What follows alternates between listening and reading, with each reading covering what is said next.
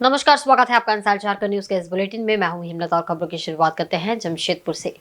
प्रधानमंत्री नरेंद्र मोदी के जमशेदपुर आगमन को लेकर एसपीजी की टीम ने सुरक्षा के मद्देनजर शनिवार को रिहर्सल किया। पीएम के आने जाने के लिए निर्धारित रूटों पर सुरक्षा का जायजा लिया गया।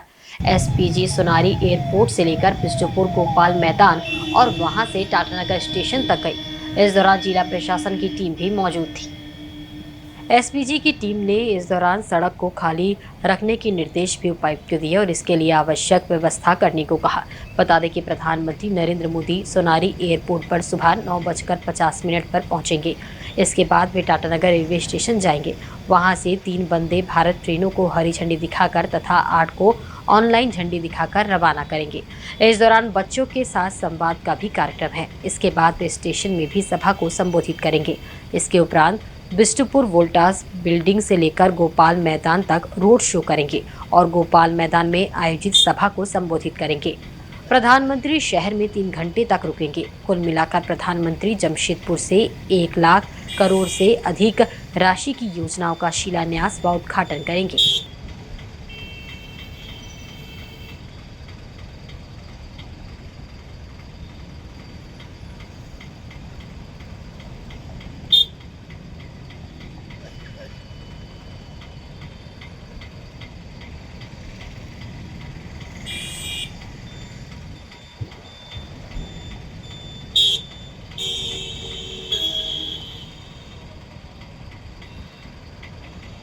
इधर जमशेदपुर में प्रधानमंत्री नरेंद्र मोदी के आगमन को लेकर व्यापक तैयारी की जा रही है। इस तैयारी का जायजा लेने भाजपा प्रदेश अध्यक्ष बाबूलाल मरांडी शनिवार को शहर पहुंचे। यहां उन्होंने बताया कि प्रधानमंत्री जमशेदपुर से परिवर्तन महारैली का आगाज करेंगे। इस दौरान उन्होंने विभिन्न मुद्दों पर भी पत्रकारों से बातचीत की। बाबूलाल ने कार्यक्रम की जानकारी देते हुए ये बताया कि प्रधानमंत्री टाटानगर स्टेशन से वंदे भारत ट्रेन की सौगात देंगे, जिसके बाद सरकारी कार्यक्रम में देशवासियों को करोड़ों की योजनाओं की घोषणा करेंगे। गोपाल मैदान में प्रधानमंत्री की विशाल जनसभा का नाम परिवर्तन महारैली होगा, जिसमें कोल्हान प्रमंडल के सभी बूथ स्तर से कार्यकर्ता भारी संख्या में शामिल होंगे। ये परिवर्तन महारैली विधानसभा चुनाव के लिए मील का पत्थर साबित होगा। बांग्लादेशी घुसपैठ के सवाल पर बाबूलाल मरांडी ने कहा कि झारखंड में भाजपा की सरकार बनते ही सभी घुसपैठियों को चिन्हित कर बाहर निकाला जाएगा। वहीं उन्होंने झारखंड सरकार पर भी जमकर निशाना साधा। उत्पाद विभाग की बहाली में एक और युवक की मौत पर उन्होंने कहा कि हेमंत सरकार युवाओं को जॉब नहीं मौत बांट रही है। अभ्यर्थियों की मौत सरकार की कुव्यवस्था का परिणाम है। कल देश के जो प्रधानमंत्री आ रहे हैं, एक तो रेलवे की बड़ी सौगात वो देंगे, तो रेलवे स्टेशन में एक प्रोग्राम है, रेलवे स्टेशन से बाहर एक प्रोग्राम है, जहां पर देश के प्रधानमंत्री तीसरा टर्म बनते ही गरीबों के लिए 3 करोड़ पक्का मकान देने का वादा किया था। उसमें से 1 लाख से अधिक मकान झारखंड के गरीब माँ बहनों को मिलेगा। वो कल उसको भी यहाँ से वो रिलीज करेंगे और उसके बाद फिर गोपाल मैदान में पार्टी को संबोधित करें, क्या कहते हैं, जनता को संबोधित करेंगे। हम सब लोगों ने जो तैयारी किया है, कोल्हान प्रमंडल के हर पोलिंग बूथ से पार्टी के कार्यकर्ता, हमारे समर्थक, वो सारे लोग कल आएंगे और साथ ही जमशेदपुर में जो कि पूरा देश के लोग रहते हैं, पूरे भारतवर्ष के लोग रहते हैं, तो कल रात में उन लोगों से भी बात हुई है, जितने भी सोसाइटी है हर राज्यों की, देश की, वो सारे लोग भी कल प्रधानमंत्री के कार्यक्रम में शामिल होंगे, ताकि पूरा एक लघु भारत कल जमशेदपुर में दिखाई पड़ेगा सब। इधर ईचागढ़ विधानसभा क्षेत्र से भाजपा के हजारों कार्यकर्ता 15 सितंबर को जमशेदपुर के गोपाल मैदान में आयोजित प्रधानमंत्री नरेंद्र मोदी की सभा में शिरकत करेंगे। कार्यक्रम ऐतिहासिक होगा, इसे लेकर भव्य तैयारी की जा रही है। उक्त बातें ईचागढ़ के पूर्व विधायक सह भाजपा नेता अरविंद सिंह ने चांडिल में प्रेस वार्ता में कही। पूर्व विधायक अरविंद सिंह ने कहा कि 15 सितंबर को जमशेदपुर में प्रस्तावित प्रधानमंत्री नरेंद्र मोदी के कार्यक्रम में 5000 से भी अधिक की संख्या में कार्यकर्ता शामिल होंगे। 15 सितंबर को ही प्रधानमंत्री वंदे भारत एक्सप्रेस ट्रेन को हरी झंडी दिखाकर रवाना करेंगे। ये ट्रेन चांडिल स्टेशन पर भी रुकेगी। ईचागढ़ क्षेत्रवासियों को वंदे भारत के ठहराव से काफी फायदा मिलेगा। इसे लेकर ईचागढ़ विधानसभा क्षेत्र के लोगों में उत्साह का माहौल देखा जा रहा है। वहीं उन्होंने बताया कि स्थानीय सांसद सह रक्षा राज्य मंत्री संजय सेठ को एक मांग पत्र सौंपा गया था, जिसमें चांडिल व आसपास के रेलवे स्टेशन पर कोरोना से पूर्व रुकने वाले एक्सप्रेस ट्रेनों का ठहराव दोबारा शुरू करने की मांग की गई थी। प्रेस वार्ता में अरविंद सिंह के अलावा सारथी महतो, मधु गोराई समेत अन्य भाजपा नेता मौजूद थे। की ठहराव यहाँ पे हो गई। ये 5वीं ट्रेन है जो 15 तारीख को वंदे भारत का स्टॉपेज यहाँ पे भी होगा और इससे यहाँ के लोगों को बहुत ही फायदा मिलेगा। और उस दिन जो 15 तारीख को है, यहाँ पे लोगों में काफ़ी जोश उल्लास है कि ये प्रोग्राम को सफल करें। जमशेदपुर आ रहे हैं और उसमें ये लोग अपनी भागीदारी यहाँ के लोग चाह रहे हैं। हम लोग उसकी तैयारी में लगे हुए हैं। चारों तरफ से लोग 15 तारीख को सुबह 7 बजे यहाँ से निकलेंगे। हम लोग 9 और 10 बजे तक पहुँचने की कोशिश करेंगे और किसी भी हालत में मैदान पहुँचे और उनका जो स्पीच हो उसको सुनने का प्रयास करें। हमको लगता है 5,000-10,000 लोग निकलना चाहिए, ताकि हर एक बूथ में, हर एक प्रखंड में हम लोग गाड़ी दे रहे हैं।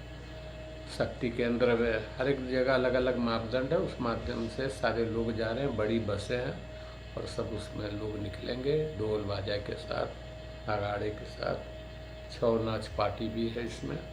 तो ये सब सारी चीज़ों को लेते हुए हम लोग यहाँ से जाएंगे। और इधर झारखंड में एक बार फिर मौसम का मिजाज बदल गया है। मौसम विभाग ने राज्य भर में अगले 3 दिनों तक भारी बारिश और गरज के साथ वज्रपात की आशंका जताई है। मौसम विभाग ने इसे लेकर ऑरेंज अलर्ट जारी किया है। प्रकृति पर्व करम पर भी बारिश का असर पड़ सकता है। मौसम केंद्र के अनुसार बांग्लादेश के निम्न दबाव का क्षेत्र बन रहा है। इसका असर झारखंड में भी पड़ सकता है। मौसम केंद्र ने रांची, रामगढ़, बोकारो और धनबाद के लिए ऑरेंज अलर्ट जारी किया है। यहाँ कुछ स्थानों पर अति भारी बारिश हो सकती है। इसे लेकर मौसम विभाग ने ऑरेंज अलर्ट जारी किया है। अपने पूर्वानुमान में मौसम विभाग ने शनिवार को दुमका, कुट्टा, साहिबगंज, पाकुड़, गढ़वा और पलामू को छोड़कर शेष जिलों में कुछ स्थानों पर भारी बारिश की आशंका जताई है। 15 सितंबर को रांची, खूंटी, पश्चिम बंगाल, गुमला और सिमडेगा में कुछ स्थानों पर अतिवृष्टि हो सकती है। इसके अतिरिक्त संथाल, कोडरमा, गिरिडीह, धनबाद को छोड़कर शेष जिलों में भारी बारिश का पूर्वानुमान मौसम केंद्र ने किया है। 16 सितंबर को सिमडेगा, गुमला, लोहरदगा, लातेहार, गढ़वा और पलामू में कुछ स्थानों पर भारी बारिश का पूर्वानुमान है। शेष जिलों में छिटपुट बारिश हो सकती है। झारखंड में अगले 4 दिनों के दौरान अधिकतम तापमान में 4 से 5 डिग्री सेल्सियस की गिरावट हो सकती है। और 14 तारीख में बात करें तो राज्य के मध्य और निकटवर्ती जो उत्तर पूर्वी भाग हैं वहाँ पे आपको कहीं कहीं भारी से बहुत भारी बारिश देखने को मिल सकता है। और उत्तर मध्य और मध्य भागों में आपको कहीं कहीं भारी बारिश देखने को मिल सकता है। 15 तारीख की बात करें तो 15 तारीख में दक्षिण पश्चिमी और उससे सटे हुए जो मध्य भाग हैं, जिसमें आप कह लें कि सिमडेगा, पश्चिमी सिंहभूम, खूंटी और उससे सटे हुए जो मध्य भाग हैं, वहाँ पे कुछ जगहों पे आपको भारी से बहुत भारी बारिश देखने को मिल सकता है। और राज्य के जो पश्चिमी भाग हैं वहाँ पे आपको भारी बारिश देखने को मिल सकता है। तो 15 तारीख में और 14 तारीख में आपको भारी से बहुत भारी बारिश की भी संभावना जताई जा रही है। 16 तारीख में क्योंकि सिस्टम आगे बढ़ जाएगा और तो पश्चिमी भाग में ही कहीं कहीं पे भारी बारिश की संभावना जताई जा रही है। तो खासकर 14 और 15 में झारखंड में काफ़ी अच्छी बारिश की संभावना जो आने वाले जो सिस्टम है उसे जताई जा रही है, जिसको देखते हुए 14 और 15 का कुछ जिलों में जहाँ पे भारी से बहुत भारी बारिश होने वाली है वहाँ का ऑरेंज अलर्ट भी है और सिर्फ भारी बारिश वाले इलाकों में येलो अलर्ट है। वहीं सत्तारूढ़ झारखंड मुक्ति मोर्चा ने घुसपैठ पर हाईकोर्ट में केंद्र सरकार के शपथ पत्र को आधार बनाते हुए भाजपा पर निशाना साधा है। पार्टी महासचिव सुप्रियो भट्टाचार्य ने कहा कि भाजपा के पास कोई मुद्दा नहीं है, ये संथाल परगना के टुकड़े टुकड़े करना चाहते हैं। सुप्रियो ने कहा कि हाईकोर्ट में राज्य में घुसपैठ को लेकर केस चल रहा है। गुरुवार को शपथ पत्र दायर हुआ, उसकी सुनवाई फिर मंगलवार को होगी। उसके पहले ही भाजपा का राजनीतिक बयान आ गया कि डेमोग्राफी बदल गई। उन्होंने कहा कि संथाल में बांग्लादेशी घुसपैठिया है। भारत सरकार की तरफ से कहीं इस बात का जिक्र नहीं है कि बांग्लादेश से कुछ लोग संथाल परगना में आकर रह रहे हैं। सुप्रियो भट्टाचार्य ने कहा कि शपथ पत्र में 2011 की जनगणना को एक आधार बनाया गया। उसमें 1961 को बेस लाइन माना गया। मतलब 50 साल के समय को आधार बनाया गया। उसमें ये भी कहा गया कि तब आदिवासियों, मुस्लिमों और ईसाइयों की प्रतिशत इतनी नहीं थी, उसमें कहीं संख्या नहीं है। सुप्रियो भट्टाचार्य ने आगे कहा कि 6 जिलों को लेकर न्यायालय में शपथ पत्र दायर किया गया। न्यायालय में यदि कुछ चल रहा है तो पार्टी के दफ्तरों में क्यों उसकी आलोचना हो रही है। उन्होंने कहा कि न्यायालय की कोई भी कार्रवाई में राजनीतिक दल को यदि आना है तो इनको इंटरवेनर बनना पड़ेगा। क्या भाजपा इस केस की इंटरवेनर है जो उनके दफ्तर में ये बात होती है? किस प्रकार संथालियों के साथ व्यवहार हो रहा है। संथाल परगना झारखंड का गर्दन ही काट कर बिक दो। ये मानसिकता से बाज आना चाहिए। और मैं तो माननीय उच्च न्यायालय से ये विनती करता हूं कि आप इसको स्वतः संज्ञान लें कि आपके इजलास में चलने वाले मुकदमे पार्टी दफ्तरों में ना चलाए जाए, उसके फैसले पार्टी दफ्तरों में ना लिखी जाए। ये आपके प्रभुत्व का मामला है, इसलिए आप इस पर संज्ञान लें। धन्यवाद। राजधानी रांची में हाल के दिनों में लगातार अपराध की घटनाओं में इजाफा हुआ है। दूसरे राज्यों या जिलों से आकर अपराधी रांची में किराए पर मकान लेते हैं, फिर वारदातों को अंजाम देकर फरार हो जाते हैं। इसे लेकर अब रांची पुलिस टीनेंट वेरिफिकेशन को लेकर गंभीर है। रांची में हाल के दिनों में अपराध की घटनाओं में इजाफा हुआ है, जिसे लेकर पुलिस कवायद में जुट गई है। इसे लेकर बाकायदा माइकिंग कर लोगों को टीनेंट वेरिफिकेशन को लेकर जागरूक किया जा रहा है। ग्रामीण एसपी सुमित अग्रवाल ने बताया कि रांची में कई घटनाओं में देखा गया है जिसमें अपराधी रांची से बाहर के थे। ये सभी किराए पर मकान लेकर यहां वारदात को अंजाम देकर फरार हो जाते हैं, लेकिन मकान मालिक को इसकी भनक तक नहीं लगती और ना ही उनके पास कोई स्पष्ट जानकारी किराएदार से संबंधित होती है। इसे लेकर अब पुलिस काफी गंभीर है।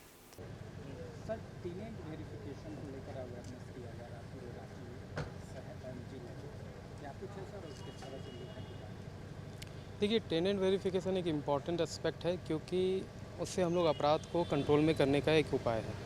होता क्या है कि जो मालिक है वो किराए पे किसी को भी अपना घर दे देते हैं और उसका प्रॉपर वेरिफिकेशन नहीं करते हैं। तो कभी कभी ऐसा होता है कोई आपराधिक तत्व के आदमी भी किराए पे वो मकान ले लेते हैं और फिर वो शॉर्ट पीरियड के लिए वहाँ स्टे करते हैं, अपराध करते हैं और फिर चले जाते हैं। इसमें क्या है कि इस तरह के अपराधों को कंट्रोल करने के लिए अगर मकान मालिक आप टेनेंट वेरिफिकेशन कराते हैं तो पुलिस के पास उसका वेरिफिकेशन होता है, तो उसका क्रिमिनल एंटीसीडेंट चेक किया जाता है। तो क्रिमिनल एंटीसीडेंट चेक करने में अगर कोई आपराधिक तत्व पाया जाता है तो हम उसको नो ऑब्जेक्शन सर्टिफिकेट नहीं देंगे। तो ऐसे में क्या है, इस तरह के आपराधिक तत्वों को घर ढूंढना मुश्किल हो जाएगा। तो जो अपराधी बाहर से आ रहे हैं और सोचते हैं कि किसी पर्टिकुलर ज़िला में जाकर रह लें और वहाँ अपराध कर लें, तो उसमें उनको दिक्कत आएगी।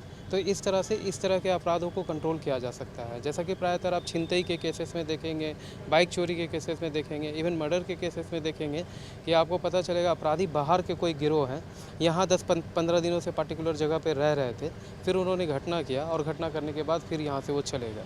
तो ये जो 10-15 दिन का स्टे है, बेसिकली वो क्राइम के मोटिव से स्टे किया जाता है। तो उस तरह की चीज़ों को हम लोग इससे रोकथाम कर सकते हैं। मामले को लेकर रांची के सिटी एसपी राजकुमार मेहता ने कहा कि किराएदार को बगैर पुलिस वेरिफिकेशन कराए मकान किराए पर देना गलत है। ऐसे में अगर मकान मालिक किसी को किराए पर घर देते हैं और वो व्यक्ति अपराधी निकलता है तो ऐसे मकान मालिक के खिलाफ भी कार्रवाई की जाएगी। रांची शहर में खास करके अपराधियों को जो छुप करके रहते हैं उनकी वेरिफिकेशन काफ़ी आवश्यक है। और इस आवश्यकता को देख करके, क्योंकि अपनी आइडेंटिटी छुपा करके कई तरह के क्राइम करते हैं, इस आलोक में सभी थाना प्रभारियों को निर्देश दिया गया है कि आप अपने क्षेत्र में जो टेनेंट हैं उनकी प्रॉपर वेरिफिकेशन करेंगे, उनके आधार कार्ड। और ये खास करके जो हाउस ऑनर है, ये उनकी रिस्पॉन्सिबिलिटी है कि यदि आप किसी व्यक्ति को रख रहे हैं, अनजान व्यक्ति को रख रहे हैं, तो उनकी प्रॉपर वेरिफिकेशन करा लें कि उनके आधार कार्ड ओरिजिनल हैं या नहीं हैं। उनके और भी अन्य डॉक्यूमेंट के चेक करके ही आप उनको टेनेंट बनाने का काम करेंगे, क्योंकि ये फाइनली रिस्पॉन्सिबिलिटी आप पर है। यदि वो किसी तरह का कोई अपराध वो करते हैं और यदि वो आपके घर से वो भाग जाते हैं या चले जाते हैं, तो ये आपकी रिस्पॉन्सिबिलिटी तय की जाएगी कि फिर आपको बताना पड़ेगा कि आखिर ये अपराधी कौन थे और कहाँ से आए थे। इसलिए किसी भी व्यक्ति को टेनेंट बनाने से पहले आप उनका प्रॉपर वेरिफिकेशन करके ही आप रखें। बता दें कि पुलिस के द्वारा इस दिशा में पूर्व में भी पहल की गई थी, फॉर्म भी निकाले गए थे, लेकिन कुछ समय में ही ये प्लान फाइलों में दबकर रह गया। इसकी सबसे बड़ी वजह लोगों में जागरूकता की कमी थी। साथ ही मामले को लेकर थाना स्तर पर भी पुलिस पदाधिकारियों का रवैया उदासीन रहा था।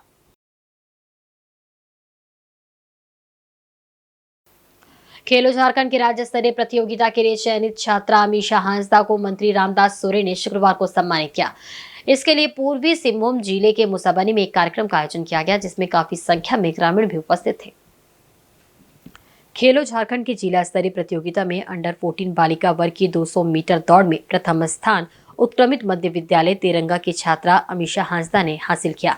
इसको लेकर शुक्रवार को सूरदा क्रॉसिंग में जल संसाधन और उच्च शिक्षा मंत्री रामदास सोरेन ने झारखंड मुक्ति मोर्चा प्रखंड कमेटी के कार्यकर्ताओं के साथ पुष्पगुच्छ देकर सम्मानित किया। अमीशा हांसदा राज्य स्तर के खेल के लिए चयनित हुई है, जो 19 सितंबर को रांची के बिरसा मुंडा स्टेडियम में खेला जाएगा। इस मौके पर रामदास सोरेन ने अमीशा हांसदा को राज्य स्तर के खेल में विजय होने का आशीर्वाद देते हुए खेल के जरिए राज्य एवं माता पिता का नाम रोशन करने की बात कही। मौके पर कान्हू सामंत, प्रधान सोरेन, गौरांग महाली आदि उपस्थित थे। आशीर्वाद ये राज्य में भी एकदम हांसदा है। इसका ये उत्क्रमित मध्य विद्यालय तिरंगा का 7 क्लास 7 की स्टूडेंट है। तो खेलो झारखंड के अंतर्गत जो इस प्रतियोगिता हो रही है, तो ये प्रखंड स्तर में 200 मीटर में फर्स्ट होके ये जिले में गई थी। जिले में पूरे जिले को 200 मीटर में अंडर 14 में ये प्रथम स्थान पाकर और राज्य स्तर के लिए ये क्वालिफाई किया है, जो 19 सितंबर को बिरसा मुंडा स्टेडियम में होगा। और ये बड़े गर्व की बात है कि पूरे ज़िले में, पूर्वी सिंहभूम जिलों में अंडर 14 में 200 मीटर में ये फर्स्ट हुई है। और ये हमारे जो 19 सितंबर का जो बिरसा मुंडा स्टेडियम है, वहाँ पर राज्य स्तर का प्रतियोगिता में ये भाग लेगी। वहीं पैगंबर हजरत मोहम्मद के जन्मदिन पर 16 सितंबर को जमशेदपुर में हर वर्ष की भांति इस वर्ष भी जुलूस से मोहम्मदी निकाली जाएगी। इसकी सारी तैयारियां लगभग पूरी कर ली गई है। इसकी जानकारी प्रेस वार्ता के दौरान दी गई। वक्ताओं ने बताया कि एकता और अमन का पैगाम लिए ये जुलूस निकाला जाएगा। तंजीम अहले सुन्नत व जमात की ओर से 15वां जुलूस मोहम्मदी निकाला जाएगा। धतकीडेसी मदरसा फैजुल उलूम द्वारा आयोजित एक वार्ता के दौरान तंजीम के महासचिव मुफ्ती जियाउल मुस्तफ़ा कादरी ने कहा कि मानगो गांधी मैदान में जुलूस मोहम्मदी की शुरुआत होगी, जो धतकीडी कम्युनिटी सेंटर मैदान में पहुंचकर सभा में तब्दील हो जाएगी। जुलूस में 500 से अधिक वॉलंटियर मौजूद रहेंगे। साथ ही जुलूस में डीजे साउंड सिस्टम का इस्तेमाल नहीं किया जाएगा। उन्होंने लोगों से अपील की है कि जुलूस में खाने पीने, तोहफे आदि बांटने के साथ साथ शिक्षा से जुड़ी सामग्री भी बांटे।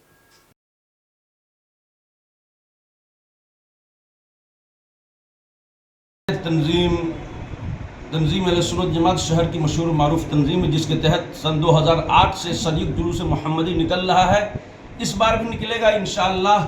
9:30 बजे गांधी मैदान से जुलूस रवाना होगा और 10:30 बजे तक हम लोग आम बगान मैदान पहुंचेंगे। वहां से 12 बजे निकलेंगे और 12:30 पौने 1 बजे तक धतकीडी सेंटर मैदान पहुंच जाएंगे। शहर के उलमाए किराम जुलूस की क़यादत करेंगे। लंगर का भी इंतज़ाम किया गया है। पूरे शहर में अमन और शांति का जायज़ा लिया जा रहा है। इस शुभ अवसर पर हम पूरी दुनिया को अमन और शांति का पैगाम देंगे। हमारे नबी अकरम सल्लल्लाहु अलैहि वसल्लम अमन और शांति के पैगंबर हैं, तो हम पूरी दुनिया को ये पैगाम देंगे। और उलमाए किराम स्टेज से खिताब भी करेंगे समाज सुधार के सिलसिले में, और दूसरे अन्य मुद्दों पर जो है कौम मिल्लत की रहनुमाई करेंगे और समाज को तमाम बुराइयों बेहयाइयों से पाक करने के लिए हर मुमकिन कोशिशें करेंगे। इंशाअल्लाह हमारा जुलूस, जिसमें लाखों लोगों की शिरकत होती है, जिसमें पूरे शहर जमशेदपुर, सरायकेला, खरसावा, हल्दी पोखर और दूसरे जगहों से लाखों की तादाद में लोग शरीक होते हैं।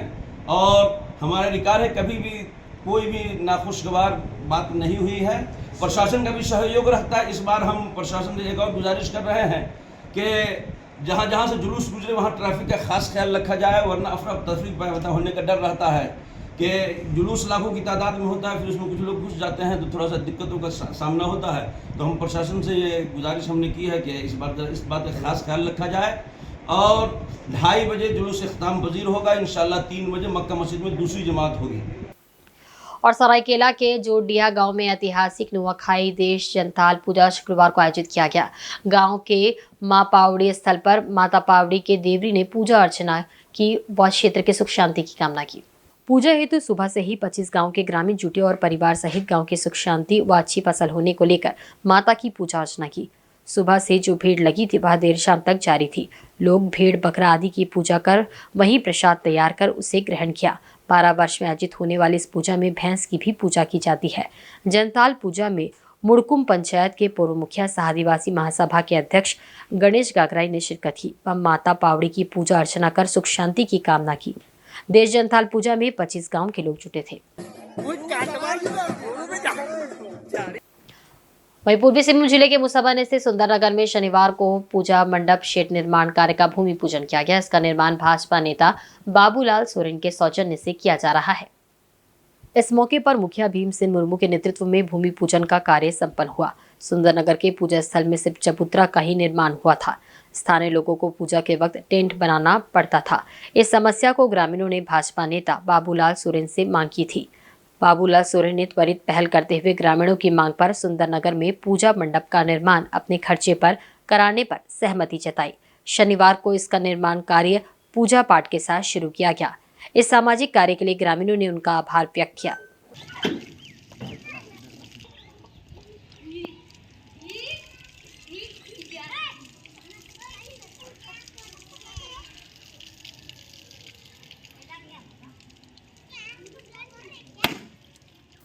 और वक्त तो चला एक बहुत ही छोटे से ब्रेक का। ब्रेक के बाद खबरें और भी आप देखते रहे इंसाइड झारखंड न्यूज।